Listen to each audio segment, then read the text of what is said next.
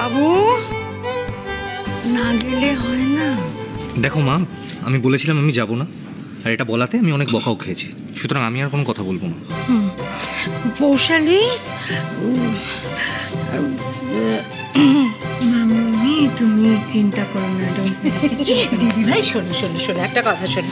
বলছি কি, তুমি তো খুব ভালো করে জানো যে আমার স্বামীটি একটি বেরসিক মানুষ, মানে তোমার দেওর জননেতা কিঙ্কর চ্যাটার্জি একটা বোরিং পার্সন। সে কিন্তু আমাকে কোনো দিন লং ড্রাইভে নিয়ে যাবে না। আমার ভরসা অতএব কারা বলো? এই ছেলেপেলেগুলো, আমার নেক্সট জেনারেশন, বুঝতে পেরেছো? আমি জানি ওরা আমাকে ভীষণ ভালোবাসে, ওরা সবাই আমাকে নিয়ে যাবে, আর যে যখন যেখানে যাবে না আমি ঠিক ওদের সাথে ভিড়ে ভিড়ে যাব। মানেটা কি পিমনি? আমরা যেখানে যেখানে লং ড্রাইভে যাব তুমি আমাদের সাথে আসবে? এটা কিন্তু হবে না। এই মানেটা কি? হ্যাঁ, তুই তোর পিমনিকে কি মনে করিস? আমি কি একটা ব্যাকডেটেড বুড়ি নাকি? হ্যাঁ, আমি একজন ইয়াং লেডি, এভারগ্রিন।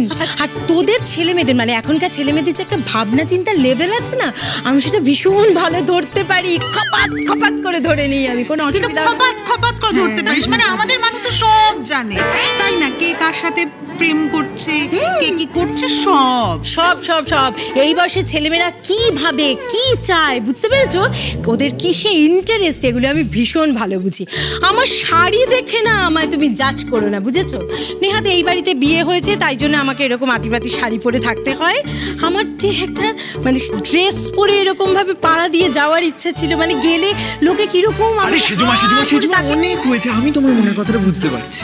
এই বাড়ি থেকে বিয়ে আরো আসবে, তুই আমার বিয়ে হবে, আমার বিয়েতে আমি তোমায় গাউন কিনে দেবো, গাউন পরিয়ে দেওয়ার ব্যবস্থা করে দেবো। দেখে তুই কি করে বুঝলি যে আমার ভীষণ বড় শখ ও আমাকে গাউন কিনে দেবে? সত্যি তুমি সাগর বল? হ্যাঁ ঠিক ঠিক গেছে তোর। মা বলছি দেরি হয়ে যাবে, আর তোমার আইসক্রিম সেটা গলে যাবে। এবার প্লিজ চলো। সত্যি তো চলো, চলছি কেন? চল। এই শোনো শোনো শোনো শোনো, সবাই যেতে পারো, কিন্তু আমি একটা পরিষ্কার কথা বলে দিতে চাই, গাড়ির স্পিড যেন 40-এর বেশি না। 40? তাহলে যেতে দেবো, না হলে না। তো গরু গাড়ি 40 স্পিডে যায়। পৌশালী,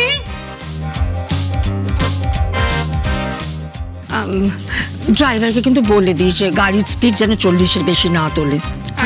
এই দায়িত্বটা আমি কিন্তু তোকে দিলাম। বুঝতে পেরেছি বুঝতে পেরেছি, আমি বলে দেবো ড্রাইভারকে যেন 40-এর বেশি না ওঠে স্পিড।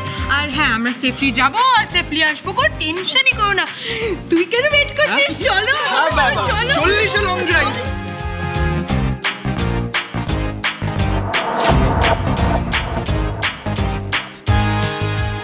মেজো বৌদি আসলো।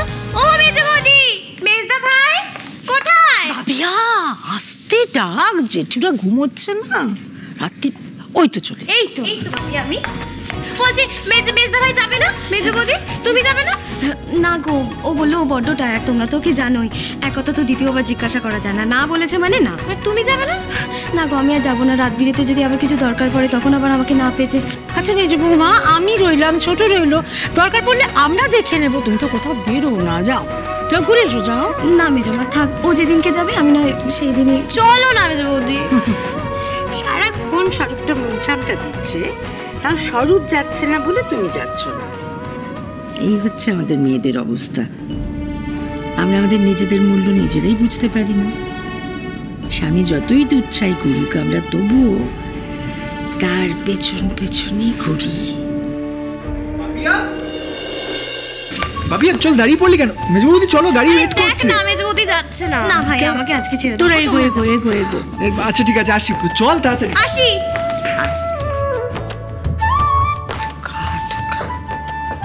মেজো বৌমা, এই কোথায় যাচ্ছ? তুমি কিন্তু রান্নাঘরের কোনো কাজে এখন আর দেবে না।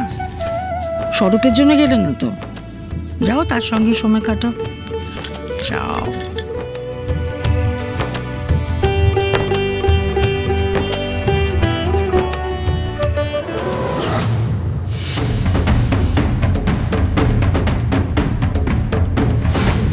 শোনো, একটা কাজ করো, রাধা রানীকে নিয়ে ওখান থেকে বেরো, বেরিয়ে স্ট্রেট পাটুলিতে যাবে, মোড়ের মাথা থেকে ডান দিকে ওই রাস্তাতে ওখানটা দাঁড়াবে। ঠিক আছে স্যার। মেইন রোডের ওখানেই দাঁড়াবে, ভেতরে ঢুকবে না, বুঝতে পেরেছ? হ্যাঁ স্যার, বুঝে গেছি। গুড, ওকে নিয়ে এসো। যদি আসতে না চায় বলবে ওর মেয়ের সাথে দেখা হবে, সুর করে চলে আসবে। Okay sir.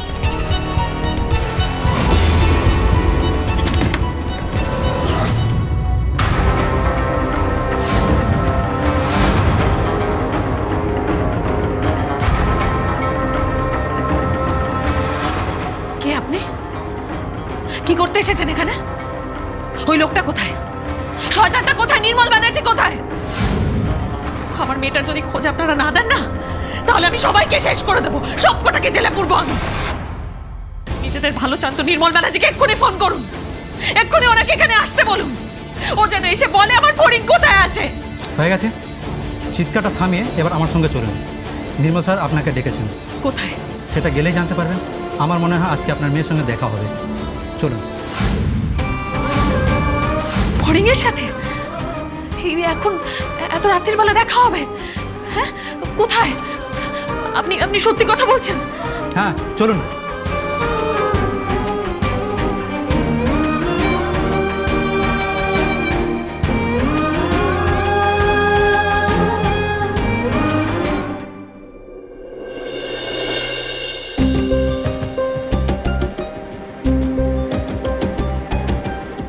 আরে ফড়িং, তুমি এখানে? মামা তুই? হ্যাঁ, আমি ভাবলাম তুমি বাবুদের সঙ্গে বেরিয়েছো। ভালো হয়েছে তুমি যাওনি। ভালো? ও পায়ের ব্যাপারে? ও পা আমার দুদিনে ঠিক হয়ে যাবে, তুই একদম চিন্তা করিস না। আরে শোনো শোনো, আমি তোমার সাথে একটা জরুরি ব্যাপারে কথা বলতে এসেছি, তোমার মায়ের ব্যাপারে।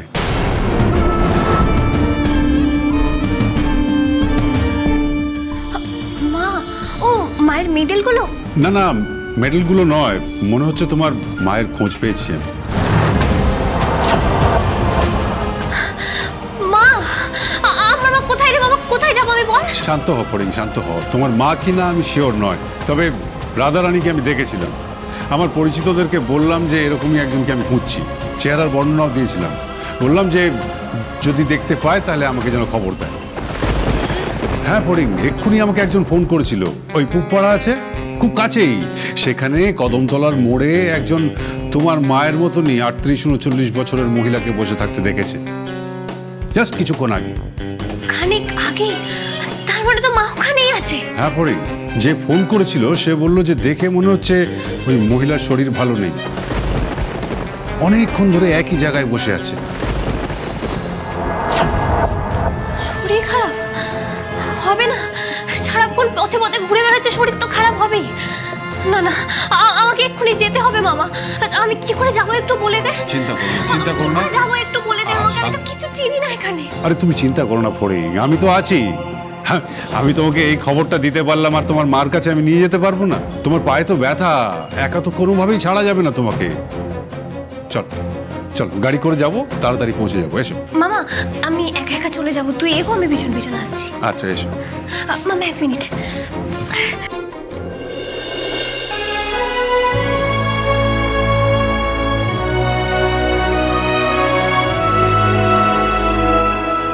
এটা কি হলো? তুই যে আমার উপকার করলি না রে মামা। আমার বাবাকে তো আমি কখনো দেখিনি, থাকলেও বোধহয় এত করতো না আমার জন্য। ঠিক আছে, আমাদের তাড়াতাড়ি যেতে হবে, তোমার মার কাছে পৌঁছতে হবে তো। এসো। একে নির্মলদা,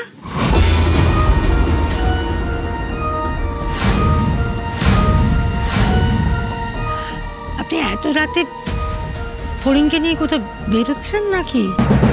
হ্যাঁ বৌঠান, ওই আসলে ফড়িংয়ের মায়ের খোঁজ করছিলাম তো তাই একজন এক্ষুনি ফোন করে বলল যে ওই পুব পাড়ায় কদমতলার মোড়ের ওখানে নাকি ওর মায়ের মতন দেখতে একজনকে দেখেছে।